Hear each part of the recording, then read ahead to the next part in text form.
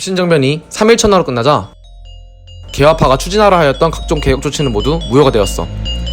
갑신정변 이후 일본은 조선에게 피해보상을 요청하는데 이때 맺은 조약이 바로 한성조약이야. 이때 청과 일본도 조약을 맺었는데 바로 텐진조약이야.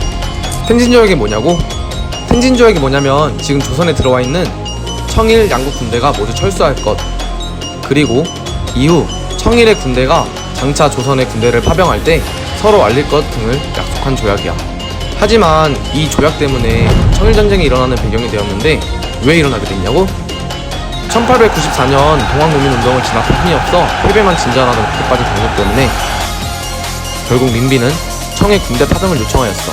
이때 청은 군대를 파병하면서 텐진조약을 의도하여 일본에게 조선의 청군을 파병한다는 사실을 알리고 이에 일본도 그날 조선의 군대를 파병하였어.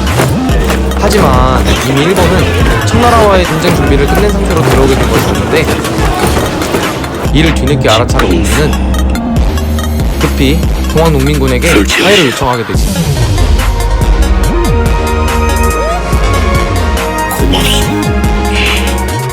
이때 맺은 전조화약은 패전 계약안을 받아들이고 직강소 설치를 허락한 조정과 동학농민군이 맺은 협약이야. 근데 소 잃고 외약간 고치면 뭐해? 이미 늦었거든. 농민들은 전조화약을 맺고 해산하였고 이에 조선 정부는 목적이 달성되었으니 일본에게 철병을 해달라 요구를 하지만 일본이 나가겠어? 당연히 이를 거절하고 경복궁을 점령하게 돼. 두 나라의 군대가 좁은 땅 조선에 같이 있으면서 갈등은 당연히 일어나게 되고 이를 계기로 1894년에 청일전쟁이 조선 땅으로 발발하게 돼. 청일전쟁의 승전국은 역시나 일본. 청일전쟁에서 승리한 일본은 전리품으로 중국으로 가는 중요한 육선 통로인 요동지방을 차지했어. 좋아하는 일본과는 달리 똥줄 타던 한 나라가 있었으니 바로 러시아야. 위기의식을 느낀 러시아는 한반도에서의 주도권을 장악한 일제를 견제하기 위해 독일과 프랑스까지 끌어들였어. 일본이 가져갔던 요동 땅을 다시 청나라로 돌려주도록 강요하였어. 이른바 삼국 간섭이야. 전쟁에서 승리하고도 일본이 위축되는 순간이었지. 이러한 국제 정세를 타고 조선에서는 친러파가 득세하고 있었고 러시아의 힘을 보고 뿅간 민비의 외교 노선은 인하거일로 갈아타게 돼. 이에 민비는 러시아를 이용하여 일본의 강압에 따라 제정했던 신제도를 다시 구제도로 복구하고 일본의 국외 훈련대도 해산하고자 했어. 이에 분노한 일본의 미우라는 주한 일본 공사에게 명성황후를 시해할 계획을 세우라고 명령을 했어.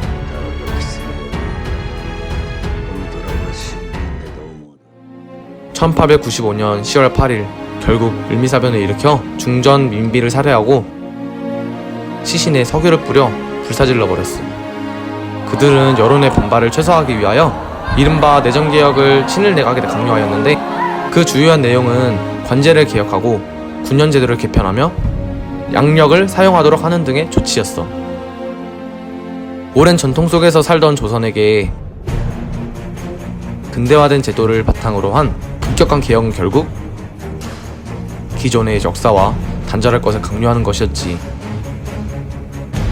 을미사변 이후 반일 감정이 극에 달해 있었을 때여서 을미년 음력 11월에 강행된 단발령은 이들에게 분노를 터뜨리게 하는 결정적인 계기가 되었어. 신체발부 수지 부모라는 우리의 문화적 자존심을 짓밟는 폭력적 조치였고 엄청난 치욕이었어. 을미사변과 단발령에 격분한 유생들은 군건체제를 유지하고 왕권 수호를 위한 단일 의료운동에 나서게 돼.